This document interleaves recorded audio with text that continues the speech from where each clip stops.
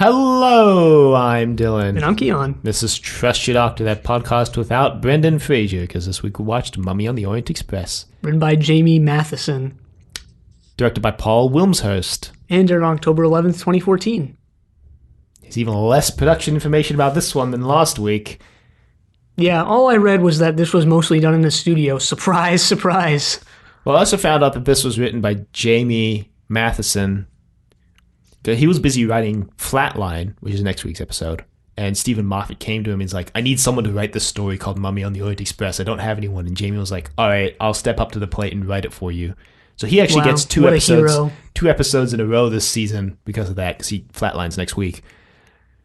Yeah, there have been a couple new series Doctor Who writers who've done like 2 episodes in a row. I think, yeah, there have been a couple, and I'm completely forgetting who they are now. Stephen Moffat, Russell T. Those are those are the obvious ones. Yeah, there's a couple more who have also had 2 episodes in a row. He has to add his name to a long legacy. It's not actually that long, nor is it a legacy. Yeah, but I really liked this episode, especially coming off the heels of last week. It was boring and just completely uninteresting. Wow, I thought this had a ton of interesting concepts in it, not the least of which is a space train. But again, like Kill the Moon, we just kind of start with a lot of information kind of missing. Well, we start with Clara and the Doctor going on this journey. And I was like, wait, what? Did I miss something again? Yeah, a lot of information left unsaid, but then Clara has this like throwaway line. She's like, one last hurrah. And the Doctor's like, yeah, final one. This is it. I'm going to end. We shouldn't skip the moment where the old woman dies because they're on this space train, kind of Enlightenment style. It looks, 19th century or whatever, but it's in space. And there's this old woman eating with the younger woman, her granddaughter. And all of a sudden she sees... Her biological granddaughter, but she always asked her granddaughter to call her daughter. I don't know if you picked up on that, but that was kind of a weird thing in this episode. I didn't really understand why it was there. There's a lot of, look at this interesting, character type thing in this episode that just falls on his face because none of these people are interesting. But this old woman dies. She sees a mummy that no one else can see. And then it kills her. And there's a countdown on screen when it appears. 66 seconds. Well, edgy. 66. 666. Just kidding. Good Omen. The Good Omen show, I hate to admit it, but it's good. The first, I've only watched episode 1 and 2. Omen. You'd say the first episode was a good omen for the rest of the show? I guess. Second episode was worse. I hope they just keep getting worse. Because I don't want to admit that the show is good. The book is great. The book is great. Why don't you want to admit the show is good? I don't want to admit that modern television can be good. It's a very cynical viewpoint. Yeah, it is. The book is great. The book is the best thing Neil Gaiman has ever touched. It's true. Including the Doctor's wife? Yep. Easily including Nightmare the Doctor's and Silver? wife. Yep. Sandman? Yeah. Well, I've never read it, but yes.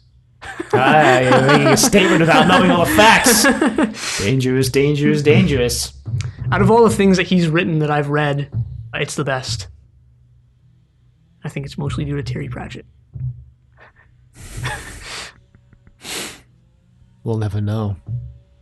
It might be a symbiotic relationship kind of thing where it's also the best thing Terry Pratchett's ever touched, and that the only reason why it's that amazing because it had both of them working together. Maybe, but the humor definitely in that book is like Terry Pratchett's doing.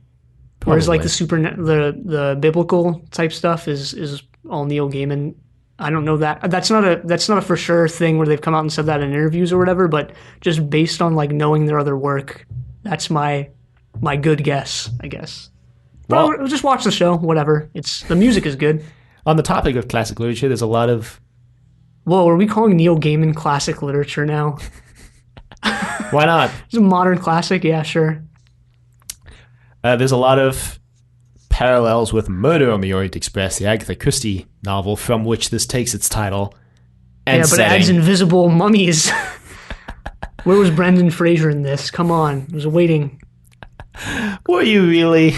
Or are you just trying to drag out a joke that's... I mean, it's a mummy story. Time of the day. Just trying to drag out a franchise that is probably not going to have any more movies until they decide to reboot it again because of the reception of like the reboot of The Mummy. Yeah, the Tom Cruise one that apparently sucked. Anyway, the Doctor and Clara show up now, and Clara has his lines like, "It's our last hurrah," and they go into the dining cabin of the train, and they're looking out, and there's a black hole, and the Doctor's talking about all the planets that are there, and Clara's like, "This is why I can't do this anymore. You always like act like everything's just so fine and okay, but it's not okay." And the Doctor's like, "Are you done? Can I keep talking about the planets now?"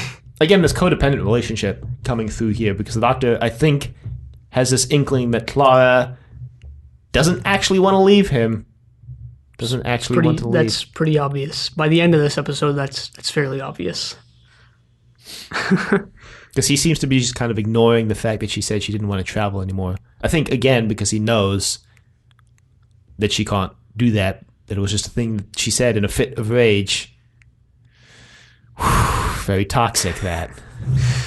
Again, I'm not here to judge these characters. They're not people. They're characters. I'm not here to judge them. The people. They're not. They're really not. Claudia and the Doctor are both dressed in period-appropriate attire. The 12th Doctor's wearing a very First Doctor-esque outfit, including the massive, strange bow tie. Yeah, bow ties are cool. Except it's not like the Matt Smith kind of bow tie. It's like the First Doctor kind of bow tie that's like kind of just a ribbon. It's like, you get the impression that Matt Smith's bow tie, although I think I think we see that this isn't true, but you get the impression that it's like a zip-on bow tie, if that's even a thing, or like a slip-on one rather than a regular tie one. Yeah. That's just my headcanon. Like a clip-on kind of thing. Yeah, I think it was actually. Huh. Except in that final scene where he does untie it. Yeah, I was going to say, I know there's a moment we see it untied, but this is definitely not. 12th Doctor wouldn't be caught dead in a zip-on tie. So they hear about the old woman dying and seeing a mummy, and the Doctor's like, huh, interesting. And then Clara's like, what? Are you saying it's a thing? And the Doctor's like, kind of sounds like you want it to be a thing. Clara? You want us to be fighting monsters again? And Clara's like, no. Doctor's like, well, it's not a thing. Let's just go to bed. So they go to bed. Or allegedly they go to bed. But Clara calls... Both of them are, concerned about this. Because more people are dying. One of the chefs dies, I think. Yeah, but they don't know that because that happens after they leave their cabins. Yeah, so the way the mummy kills you is pretty horrific. The countdown starts, and it just starts, sort of slowly stalking you. And in this scene with the chef, we see that, the chef goes into an enclosed room with the freezer, I think, and the mummy just teleports into the room. Yeah, you can't escape the mummy. Once you see it, you're dead, basically. Yeah, as we soon learn from this historian mythology guy. Well, so then the mummy kills you by putting its hands on your face and draining your life energy, basically. It almost looks like one of those things of I guess the classic Frankenstein thing, put your hands on someone's face and just push your thumbs into their eye sockets. Actually, I don't know if that comes from one of the Frankenstein movies. It's not in the book for sure. Well, I think it's a common self-defense tactic. What, of poking someone's eyes in, slowly with your thumbs? Well, just poking them in the eyes, because the eyes are one of the most... What's the word I'm looking for? Well, fleshy and easy to damage sections of someone's body and their genitals. Kick someone in the genitals or poke them in the eyes. It's actually an easy, quick self-defense thing is just a quick jab to the eyes if they're not wearing glasses and run. Yeah, also deprives them of why pepper spray sight. Attacks the eyes as well. So deprives them of sight for a while or forever. If you poke them hard enough. It's also it's the peace sign, right? There's this. This is a tangent, but whatever. I think it's interesting. There's this picture of Pynchon. What's his first name? Thomas Pynchon. I don't know. The guy who wrote Gravity's Rainbow and a lot of other books. Who's a notorious recluse and has almost no pictures of him. But one of the last pictures of him is it's him at a party, I think, and his face is obscured. It's it's pretty dark, but you can see coming into the light is him doing the peace sign. He's doing it out like this, but it's more like he's poking you in the eyes, kind of. find that interesting. Yeah. But yeah, so the doctor is talking with himself, and he's like, oh, just going to go out and investigate. So he leaves his room, and he goes down the corridor. And we forgot to mention we've met this character named Maisie. This is the granddaughter / daughter. She calls the doctor out for being a liar because he mentions visiting a planet. Yeah, she seems to have gone off the deep end after her grandmother died. Well, yeah, she's kind of just wandering the corridors at night because Clara now... accusing people of being liars. Well, Clara calls Danny, and he's like, so how's the lost adventure going? She's like, yep, safe, just in a train, nothing weird happening. He's like, all right, just be safe. This is weird, too. This is another, like, Danny is, like, kind of cool in this. Especially at the end, I kind of felt sorry for him. Yeah, he's dating a liar, manipulative. I guess. Or he's what did the doctor call Clara in Deep Breath when he thought she posted the advertisement? Manipulative, egotistical, up her own. Yeah, or just the fact that, like, she lies about what he says to keep going on these journeys. Well, that's the whole thing about the story is that Clara is lying. Clara's becoming like the doctor and lying about things. See, yeah, so Clara, after telling Danny that nothing's going on, leaves her cabin and runs into Maisie and follows her, tries to help her. But then, like you said, the doctor goes and he meets this professor and he's like, what's the most interesting thing about the foretold? And the professor's like... This is such a surreal moment. Like, imagine you're just on this train... And obviously, I think this is out of context for the viewer. Like, we didn't hear the term foretold prior to this. Imagine just like walking up to someone and being like, "What's the most interesting thing about the foretold?" The guy's like, "What?" But he knows what the foretold is because he is sort of an expert. A historian. He's like an expert, like a classicist, human myths, I think. Kind of, yeah. So he kind of explains that the foretold, once you see it, you die, you get 66 seconds to live. And the doc's like, no, none of those are the most interesting thing. And he's like, it looks like a mummy. And he's like, no, the most interesting thing is that you're here at the same time as the foretold. You don't really know what that means yet. Yeah, and when you do find out, it's totally underwhelming. It's not really interesting. I wasn't convinced by its. I wasn't.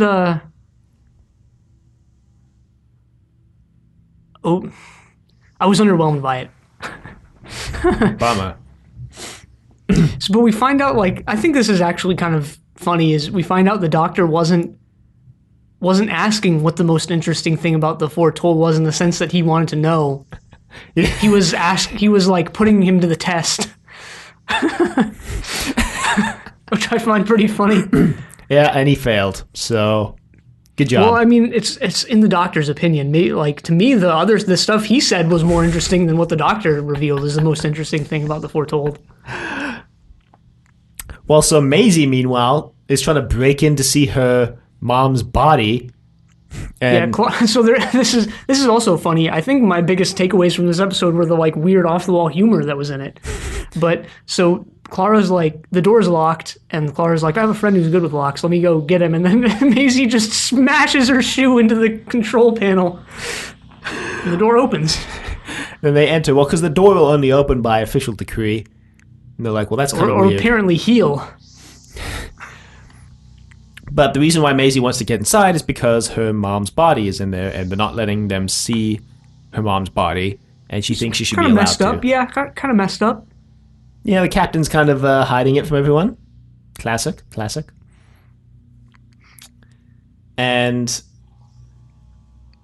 then what happens is some more the people body's die. not inside, and the doctor finds... There's essentially like a sci-fi looking sarcophagus inside the room. Right. And they're like, well, that's kind of weird. And then the doctor finds Perkins, who's in the cabin with the Excelsior life extender that the mom was using. Yeah, and there's some real heavy suspicion thrown on Perkins in like kind of an annoying way. Well, him and the doctor have mutual distrust of each other. Yeah. At the start, because he's like, it's kind of weird that you're snooping around the life extender of the woman who just died. He's like, well, so are you. Then they introduce themselves. Yeah, Perkins was one of the many characters in this. Oh, I really liked Perkins. Fell flat in my opinion. I really liked Perkins. Everybody else was just but Perkins I thought was pretty interesting. He's like the doctor's surrogate companion in this story because Clara is just trapped in this room with Maisie. Yeah, I'm glad there are no companions like Perkins. Very glad. So, okay, let me just make this aside right now. There's an extra in this who has like a really long beard and long hair. And he's fairly old, and I've seen this guy before. And it's the one that looked like Einstein, or no, other one? There was the Einstein-looking guy, but there was a guy I know I've seen him before in at least one other thing. I don't remember what it was, but he was old. He was bald on top of his head, but he had long hair on the sides, and he had a super long beard and glasses. And this guy has a very distinctive look, and it's real. I've been trying to find out who this guy is, and I just can't. I can't. Well, if you know who he is, send us an email. If you're that guy, also send us an email. We'll have you on the show. Yeah. Well, I'm going to ask on Twitter today, 2-3 weeks before this goes out. So maybe I'll know. So, anyway. Yeah, the doctor and Perkins then hear of the chef who just died, and they run in. And they're like, what the hell's going on here? And the doctor kind of confronts the captain. He's like, how many people have to die before you stop looking the other way? And the captain's like, it was just a heart attack. And the doctor's like, yeah, right.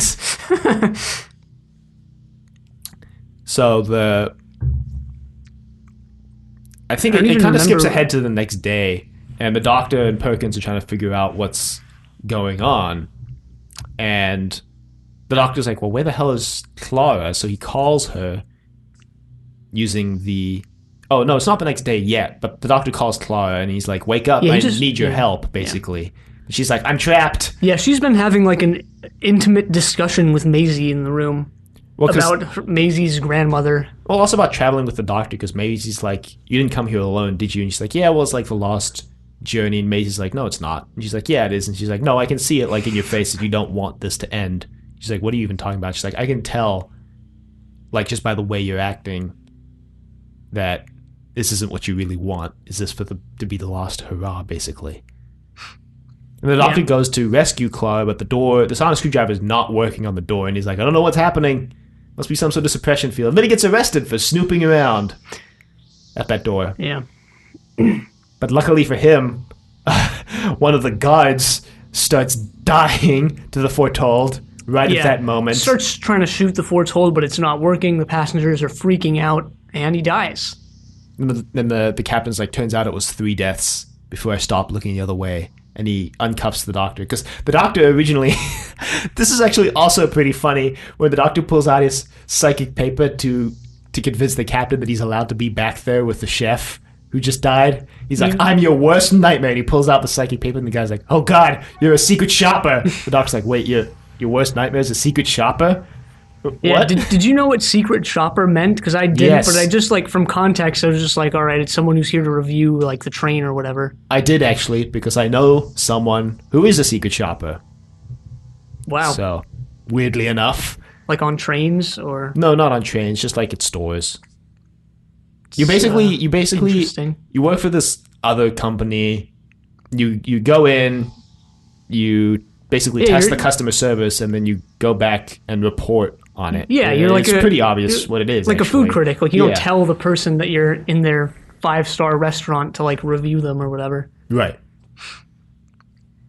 But then he's like, you're not really a secret shopper, are you? And it's like, no, not really.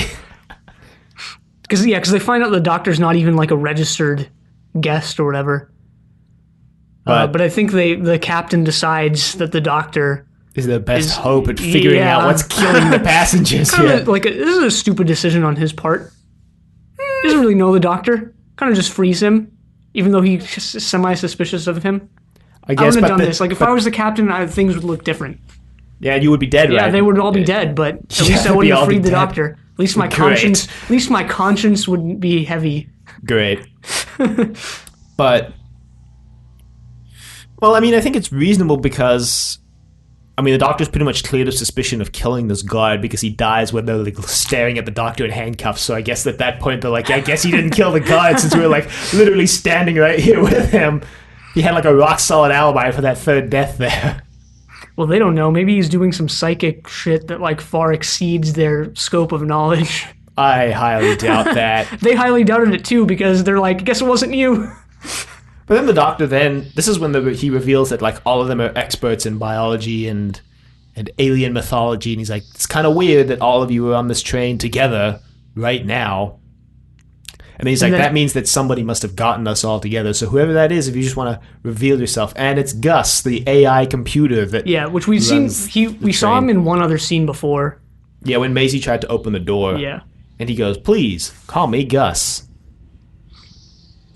But he basically is like, if you don't solve the mystery of the foretold, you'll all die. Right, because as soon as this happens, the holograms disappear, so the train interior was just a hologram, and a lot of the passengers were as well. It's a little Douglas Adamy, the humor in this. Gus is like so cheery and like middle-class British, and he's just like, but you're all going to die if you don't solve this mystery. Just like really cheery. Yes, it's almost Good Omens-esque in a way. Of like, apocalyptic humor. Yeah, kind of, yeah. I like it. Yeah, I don't have a problem with it. Then the doctor's like, I guess we got to figure out what the hell the thing foretold is. So yeah, the doctor's like, we got to figure out how the foretold works. And then the foremost expert on the history of the foretold is the first target, Morehouse. He's like, oh, I see him. And the doctor tells Perkins to start the clock because he gets 66 seconds. Yeah, they're like asking what he sees, what it looks like, what it's doing, that kind of stuff. He describes the mummy. He describes how it's walking towards him, and then he's like, screw this, I want to bargain for my life. The doctor's like, no, think of all the valuable scientific data you could be giving us right now. Yeah, this was the one part of the episode that I was actually interested in. They're, again, I guess just touching on this kind of like last week or like an hour ago for us. This like relationship between the empirical and again, like I always say, I don't want to use this word, but like the imaginary, I think is what people call it, but that sounds dumb. Yeah, but I guess you should be blunt about it and be the relationship between the myth that Morehouse knows and the reality of what Morehouse is seeing, right? Yeah, but those are like really loaded words. More that I didn't want to use, but sure. Yeah, I was just interested, like the doctor, I don't have too much to say about it, but the doctor's like, forget what you have been told in the stories and focus on what you're seeing with your own two eyes. Yeah. Because that's what's going to help us get out of this. It's this idea that seeing is believing also. I guess, yeah. Maybe the other people don't even believe in the mummy yet. I mean, they didn't when the old lady died, right? Yeah. She saw it and she died, but nobody else saw it, so they didn't believe that that's what killed her. Yeah. I don't have too much to say about that. I don't think the episode goes too far into this territory. But it's there, like, to some extent. It kind of does, because the mummy dies when everybody sees it instead of just the one person at a time, right? Yeah, I guess there is, like, I could probably rewatch this episode and get a lot more out of it. Plus, it's also the thing of, like, I don't even like what I just said. Of, like, the episode doesn't go too far into that territory. Well, you can take it there. You can definitely take it there. And that's true of anything. Like, if you want to take Teletubbies in that direction, like, go for it. Teletubbies is anti-war propaganda. Teletubbies is actually really interesting in terms of, like... boy. Oh, my God. Yeah, that's how you know you're, like, off the deep end. It's like, I didn't even realize how weird that sounded until I said it. But I'm going to finish this statement of, like, what it's about in terms of, like, screens and cameras and watching. You say Teletubbies is George Orwell's in 1984. I'm just saying there are a lot of like theoretical like places you can take Teletubbies. Yeah. I mean, I believe you. I realize the stupidity Teletubbies. of how that sounds, but like I also believe it. Yeah, well, there's a lot of weird places you can take clangers too. What? Oh, anyway, man. so I'm not even gonna say it. Whatever. Morehouse dies after trying to give the mummy all his earthly possessions, and the doctor's like, okay. Yeah, the doctor has the stupidest line in the story. He's like, I thought this was all just random until now, but now I see the pattern or whatever. Well, he doesn't say that yet, because he says... Oh, do a couple more people have to die before he's like, this isn't just a random occurrence? Well, so no, what happens is that Gus kills the chefs because the doctor calls Clara and he's like, look, I don't know what's going on. There's a freaking mummy. There's an ancient Egyptian tome on the wall that the mummy always shows up by. He's like, what's in that room? Can you find anything? It's pissing me off, Clara, and I'm just getting really mad at this mummy. Then Clara describes the The sarcophagus. And the doctor's like, yeah, that's to capture the mummy because they want to try reverse engineer its technology. And then Clara explains that there's like records of other flights in that room. And Clara's like, oh yeah, these 2 other ships, they also tested them in the same way. One of them, the performance was poor. She's like, one of these other ones, they ranked the performance as promising. And the doc's like, okay, so now we know that he's been doing this a lot. Then Gus, to get the doctor to stop his phone call, kills the chefs. And then Gus says something like, all the other passengers will die if you don't cooperate. Because I guess all the other passengers aren't the experts. And then that's what makes the doctor realize that this might not be random, is because Gus chooses who to kill based on them not being an expert. So the doctor's like, what if the mummy also chooses who to kill based on some criteria that we don't know? Yeah, that's so dumb to me of like, why would you just assume like, oh, it's killing random people? Why wouldn't you try and find like the similarities between the people that it's killing? I mean, that's what the doctor does. Yeah, do. I know, but like, yeah, I don't know. Because I guess at first glance it does appear random, because the connection that they do find is like so inconspicuous that it wouldn't be something you'd think of immediately, in my opinion. I guess. Maybe it's just one of those things of like, yeah, if I was in the horror movie, I would survive. Like, sure. Yeah, it might be. Maybe. A little bit of that. But the doctor, they pull up all the records, and the doctor, well, actually I think it's Perkins, one of the 2 realizes that the mummy is killing the creatures in reverse. I mean, I think they're all part of this deduction, because the captain comes out and says that, like, yeah, the guard, because they're like, what if the mummy is killing like the people who are like closest to death or whatever? Oh yeah, because the grandma was the oldest woman on the train. She's over 100. Yeah, and then they come out with like, well, the chef and the guard weren't that old, but they had reasons that they were like about to die or something. Yeah, the chef had some sort of... Oh, the chef had a blood condition that they kept quiet because he worked with food. It didn't affect him in any way, but they kept it quiet because he worked with food, and he was like the best chef they had. The guard had like some disease. The guard had some other thing, and then Morehouse had PTSD. Yeah, this was so lame. And then the captain reveals that there's a lot of the soldier kind of theme going on. Yeah, there is, definitely. So the captain reveals that he used to be a soldier and he has PTSD. He basically has survivor's guilt, actually, because he says that... Well, he says that his like platoon got bombed and he was the only survivor. The doctor's like, that means you're probably next. Yeah. Which, according to my death count, he is. Oh, I have him as Perkins. I thought the captain's name was Perkins. Perkins is the engineer, who was apparently based on a real-life guy named Perkins, who Jamie Mathieson knew in real life, and who told him everything he needed to know about the Orient Express, the train. Weirdly enough. Guess I should have mentioned that in the production section, but I only just remembered it now. Wow. Maybe that's why he makes it out alive. Well, everybody makes it out alive. Well, not really. Not the woman, chef, guard, Morehouse. The people got airlocked, the captain, the foretold. Anyone else the doctor failed to save at the end? The doctor saved everyone. Okay, yeah, he probably did save everyone, but not those other people. All right, but the doctor... All right, you can't blame the old woman on the doctor, since he wasn't even on the train when that happened. I mean, I don't blame the doctor, but like, they all died. They didn't make it out. True, they did all die. I blame the foretold's death on the doctor. Killing an innocent warrior. It wasn't innocent. But anyway, the captain gets targeted, and he's like, okay, so... Well, he tries to describe it, but then he tries to shoot it. Perkins gets on my nerves in a lot of these scenes because of how heartless he is. He's like, come on, like, you're going to die anyway. Like, come on, just tell... The doctor's part of this, too. He's like, just tell us, like, don't let your death be in vain. Yeah, but then Perkins is actually not that heartless, because when Morehouse dies, the doctor's like, we got to figure out what to do because the foretold's coming back. And Perkins is like, can't we have some time to mourn? And the doctor's like, people with guns to their head don't get time to mourn. Yeah. We need to figure out what's going on before the rest of us die. Yeah, he has a point. The doctor is definitely part of this as well. Just another one of those, like, things that seems to be going... I know this isn't written by Stephen Moffat, but, like, it seems like the running thing of this season is, like, characters being at each other's throats, bickering, and just this kind of thing. Which is partly why I liked last week's story so much, is because it wasn't... It felt more...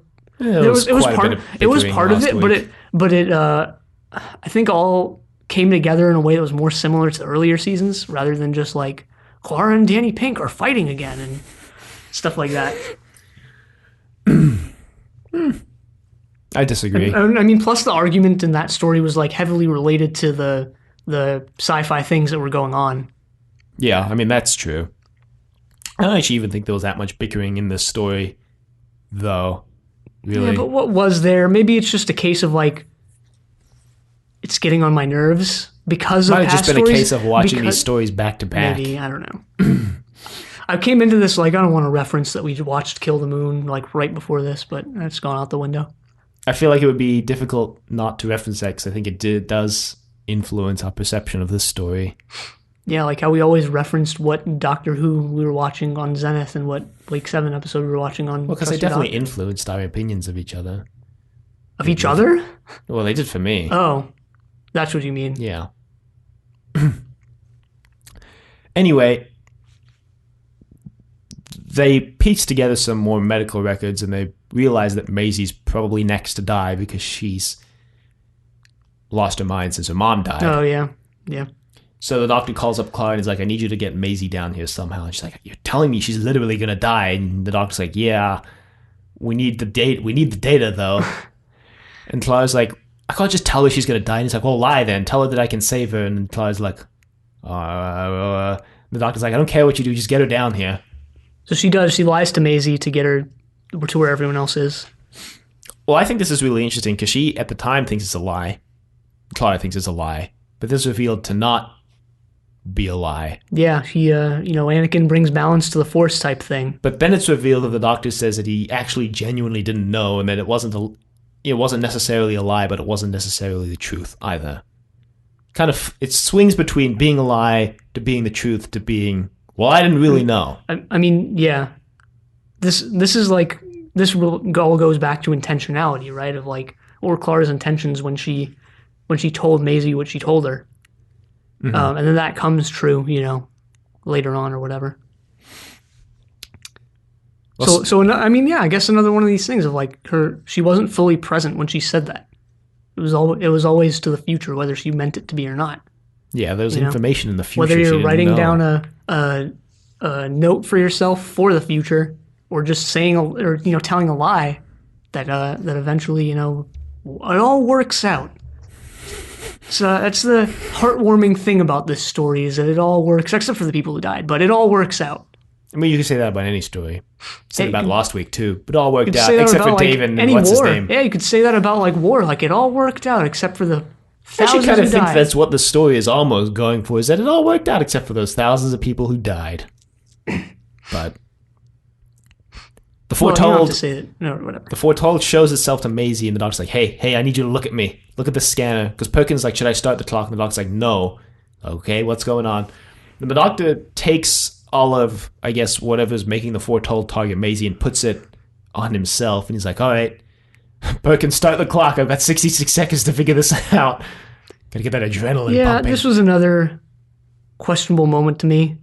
Of like, I wish there would have been like some other scene of the scanner like doing this, but because the doctor's just like, bam, scan my own head, bam, I have Maisie's memories. Well, I mean, bam. It's the sonic screwdriver effect, I guess. Can do whatever you needed to in the moment, but I didn't really care that much about it. Didn't bother me at all. No, I didn't care that much about it. I cared like to a small extent about it. Cared enough to bring it up. Yeah, it's a small extent.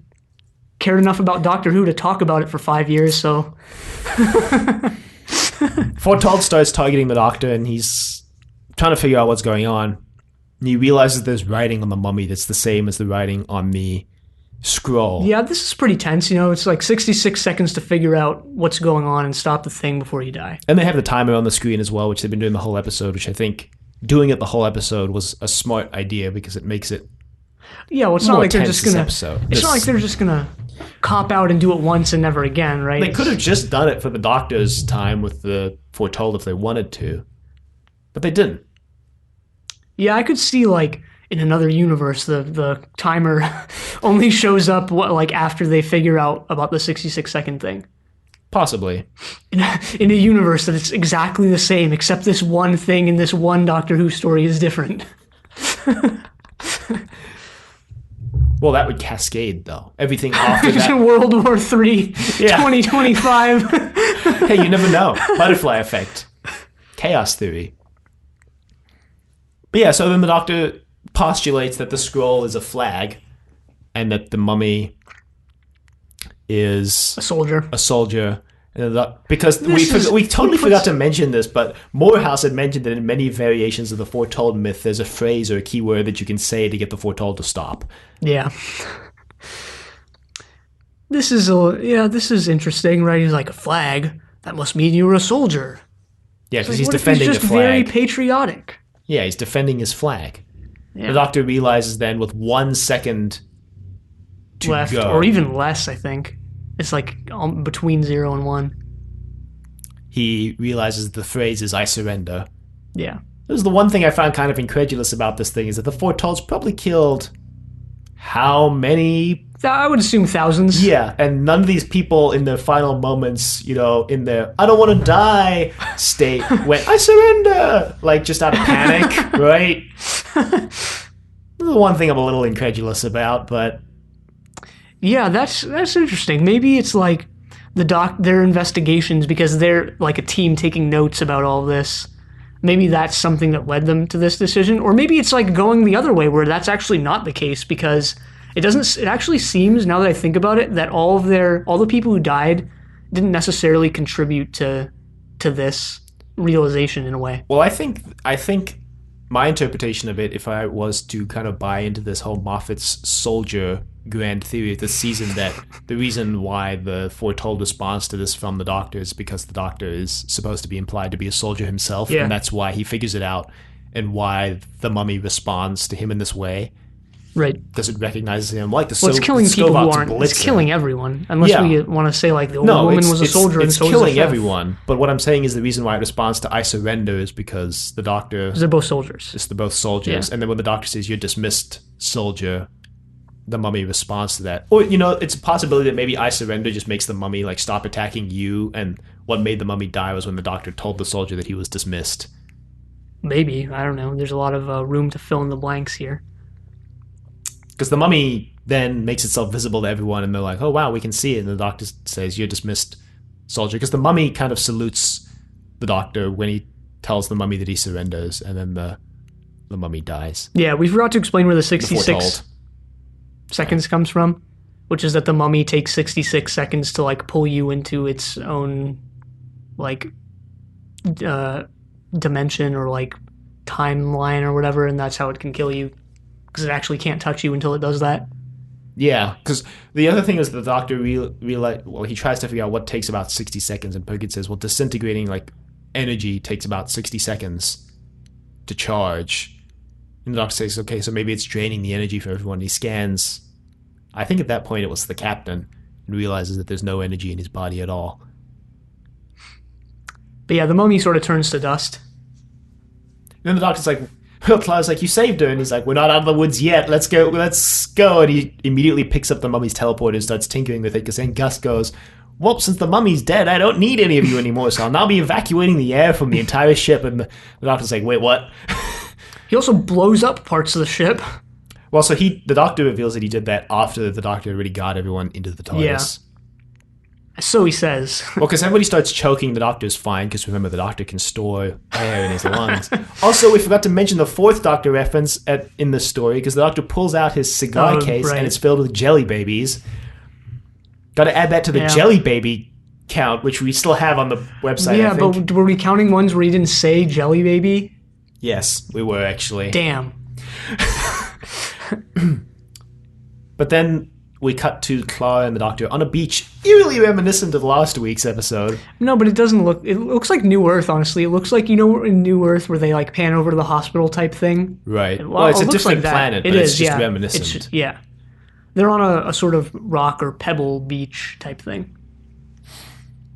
So the Doctor kind of talks with Clara, and she's like, "So you were just pretending to be heartless because you actually saved her?" And the Doctor says, "Well, if you really want to know," he kind of says, "there was a high likelihood that she was going to die because we hadn't figured out anything at that point." And he was like, "I just genuinely didn't know. But also I couldn't let Gus in on my plans.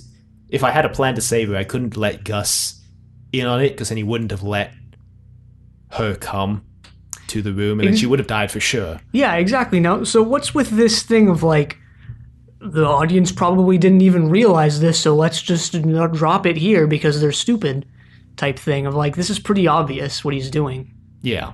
Well, I mean, it's supposed to be a character building moment between Clara and the Doctor, because she's like, I can't do this anymore because you just pretend to be so heartless. Not pretend. You're so heartless and you just do all this stuff without You just do it on your, or without consulting anyone, really. And this is supposed to be him explaining, and there's this line that I think actually would have been really good last week, where the Doctor says, like, sometimes the only choices we have are bad choices, but we still have to choose. Yeah, I mean, I'm actually glad that we watched these two back to back and recorded them back to back, because they kind of do go together.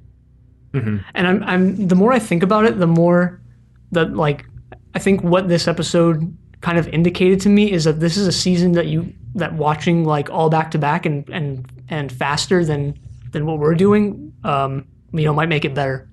Potentially. It might make the soldier overtures more obvious. Yeah, I think so. More interconnected. Yeah, because now Clara calls Danny and essentially lies about their conversation. Well, after the Doctor offers Perkins to travel in the TARDIS, and he says no. Thankfully. Apparently Frank Skinner, who plays Perkins, really wanted him to say yes because he was a lifelong Doctor Who fan, who was apparently watching the Censorites when he was offered the part in this story. But anyway. Huh. But yeah, he calls Danny, like you were saying. She calls Danny. Yeah, she calls Danny and essentially lies to the Doctor about what Danny says. She says, like, yeah, Danny's, like, totally okay and wants me to travel with you. So the Doctor's like, really? You see, he still doesn't really believe it. And Clara's like, yeah, he does. He changed his mind. He wasn't okay with it before, but as long as you get me home safe and on time, he's okay with it. And the Doctor's like, She's like, so how about that planet made of shrubs? This is another weird moment of Danny being, like, actually kind of cool, because when they talk, he doesn't go, like, he just goes, like, so last one, huh? And she's like, yeah, whatever. But he doesn't go, like, don't do that anymore, Clara, or whatever. Which I could easily see him doing. Like, he's actually kind of cool in this scene about this whole situation. He's doing what you're supposed to do if you have a friend in an abusive, toxic, codependent relationship like Clara and Danny, which is that you don't tell them what decision to make. You tell them, like, oh, it's your decision to make. Right? You kind of have to tell them what you want them to do. Like, hey, you probably shouldn't travel with the Doctor anymore, but you don't. What Danny's doing is he's not going, like, you're not allowed to travel with the Doctor anymore, because that makes it kind of like forbidden fruit almost. Another Good Omens sort of reference there. I'm on top of it today.